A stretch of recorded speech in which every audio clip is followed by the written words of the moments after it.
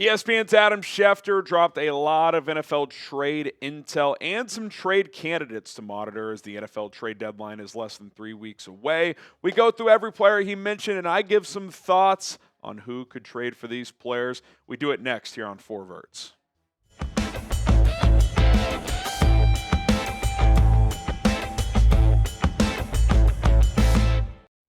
I'm Harrison Graham. Are more trades coming? I think we know the answer is yes. The question is when, how many, and which notable trades happen before the November 4th NFL trade deadline, which is 19 days away. It'll be here very, very quickly. Like I said off the top, Schefter dropped some trade intel and candidates that we're going to dive into. Here's what he had to say via the ESPN.com article. This was a few days after the Joe Flacco trade. He said the 3 trades completed this week, headlined by the Browns sending Joe Flacco to rival Cincinnati, are expected to be a sign of things to come ahead of the league's November 4th trade deadline. Over the past 6 years, in the month of October, leading up to the trade deadline, the NFL has had 88 trades, an average of just under 15 per year. It's been relatively quiet this week. There has been a lot of buzz and rumors, but no trades have taken place so far this week.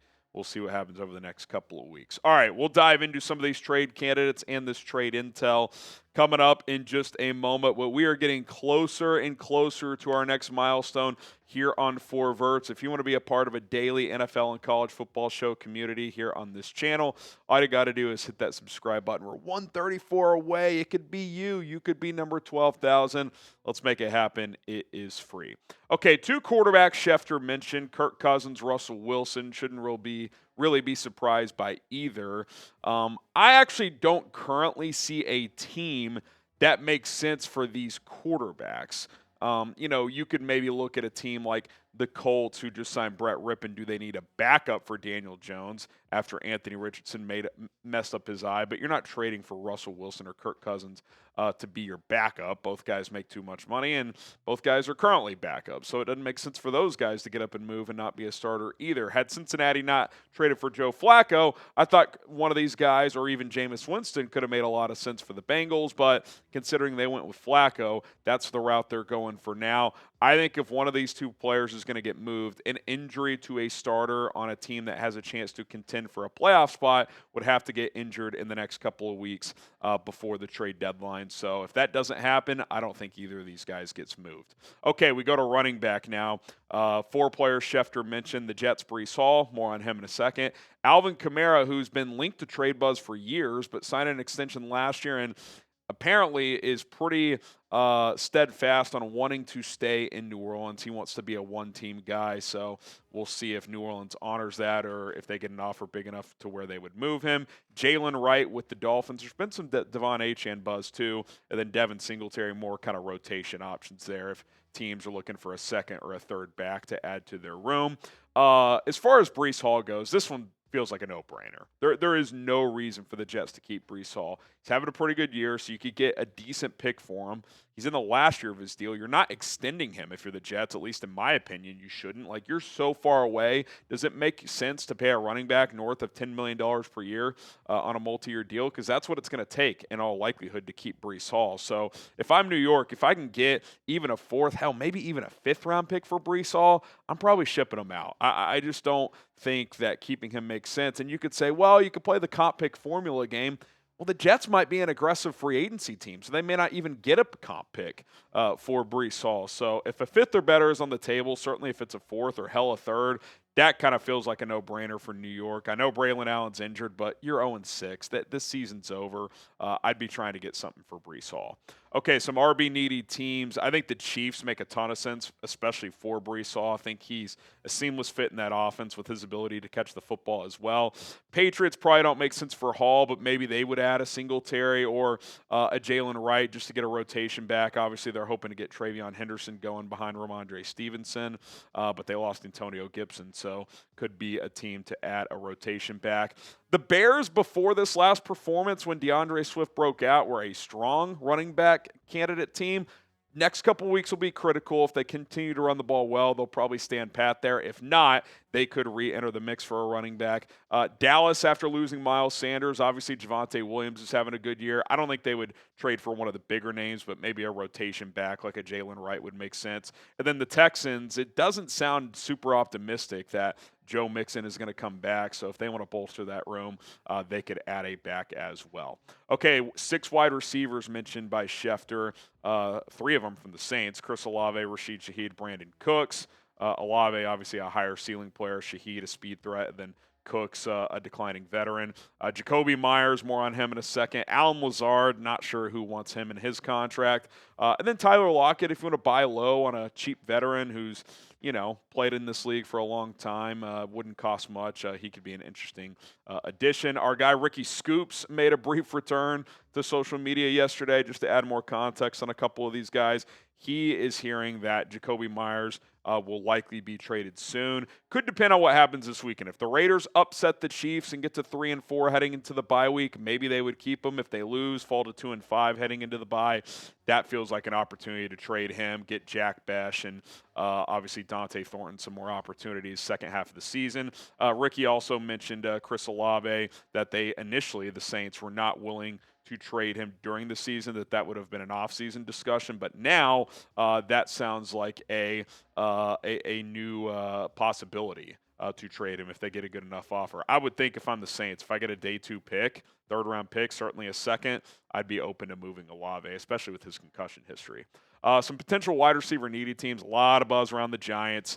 They're trying to get Jackson Dart another weapon. They want to develop him as best as possible. And when they lost Malik Neighbors, that receiver room isn't great. And despite that, he's played well. So if they could get a weapon for him to grow with, that would be even better. And then you got Neighbors coming back next year. So maybe you have a 1-2 punch there. Patriots are looking to add a weapon for Drake May, who's having a fantastic second season. Steelers as well. They're always in the mix for receivers. DK Metcalf's been awesome, but they don't really have that true second guy. Jacoby Myers to Pittsburgh makes a lot of sense to me.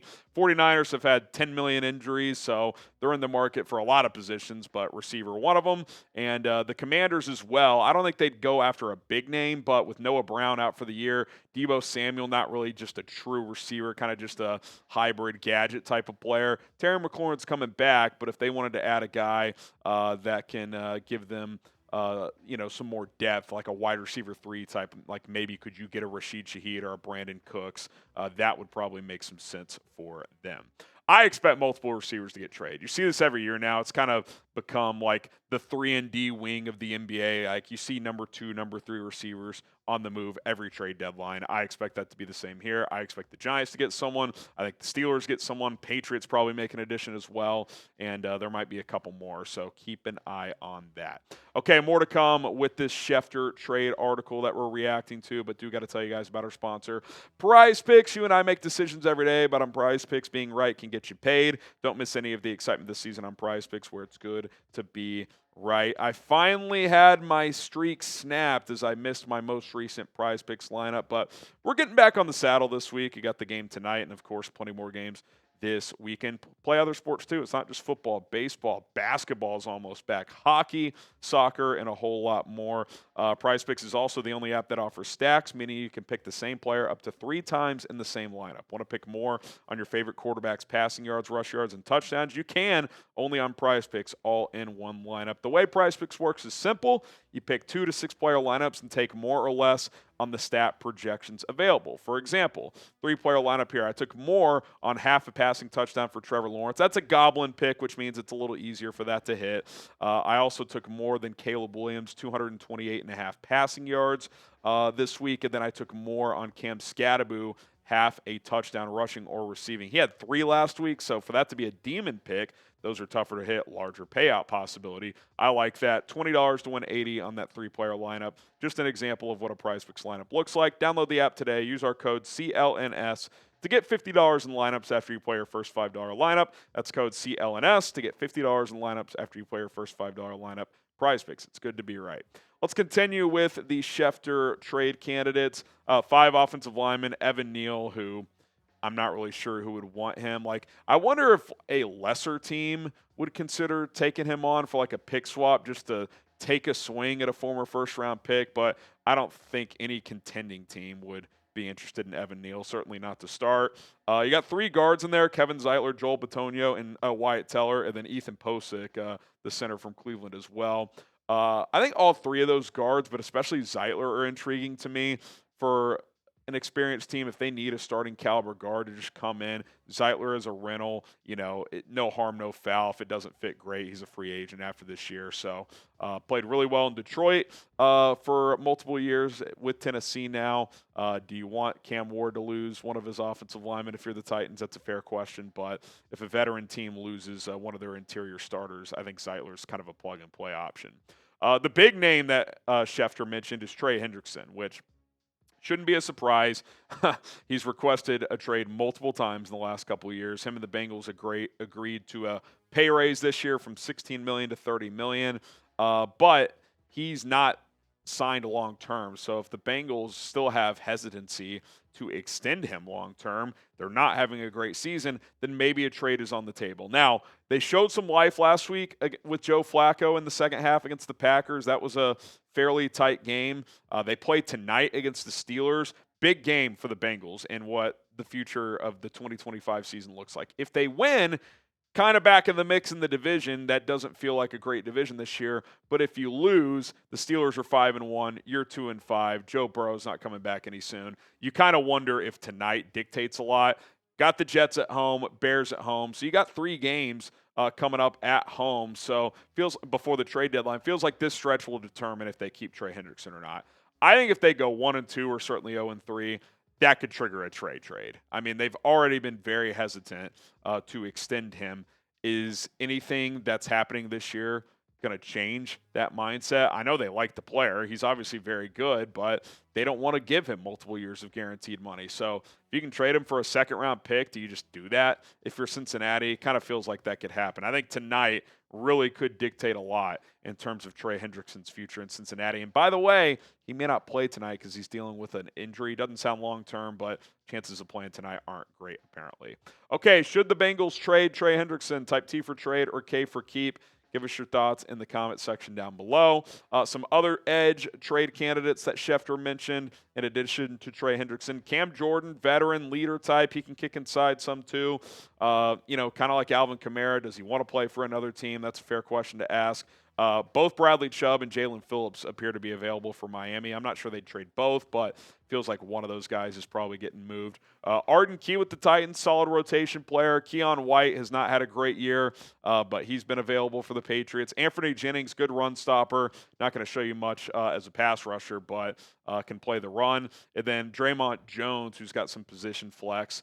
He appears to be available as well. A lot of those guys kind of just rotation players, but Chubb, Phillips, and certainly Hendrickson, more higher level players. One defensive tackle mentioned, Shelby Harris, good run stopper. Not going to give you a ton as a pass rusher, but a crafty veteran you could put into a rotation if a contending team is thin at defensive tackle. You look at some pass rusher needy teams. I think the 49ers with the Nick Bosa situation certainly stand out to me. The Eagles have not gotten good production, especially off the edge. Jalen Carter hasn't played great this year either, and he's missed a couple games. The Bears are a team that maybe would take a swing here. The Colts, there's been some Hendrickson buzz there as Lou Anarumo, the former Bengals DC, is there now. So keep an eye on them, and obviously they're contending. So if they want to beef up that defense, they could certainly look to do that. And then Detroit. Remember last year Detroit traded for Zadarius Smith. I don't think they'd go the high-level trade, the Hendrickson route, but I think if I could see them adding kind of a rotation piece to add to that group. Okay, real quick, couple of secondary players. Reek Woolen, Roger McCreary, a couple corners made available. There was a report like a month ago that the Seahawks are willing to trade Woolen, so keep an eye on that. McCreary, more of a slot corner if a team's looking to add there. And then a couple safeties, Kyle Duggar, Tony Adams. As our Jets host told me, Tony Adams might be the worst player in the league, so not sure who would trade for him. Kyle Duggar was once a high-level player, but ever since he's gotten paid, he has not been the same guy. But maybe if you want to buy low on a guy who's had success in this league, Duggar could be an option. All right, name a player you want your favorite team to trade for. Who is it? Is it someone not mentioned in this video? There's been Jeffrey Simmons buzz, Jalen Waddle buzz. There's going to be action over the next couple of weeks. So if there's a player you want on your favorite team, let us know. My name is Harrison Graham. Appreciate everybody tuning in. We will continue to cover everything surrounding the NFL and college football. So don't forget to subscribe, and we'll see you next time.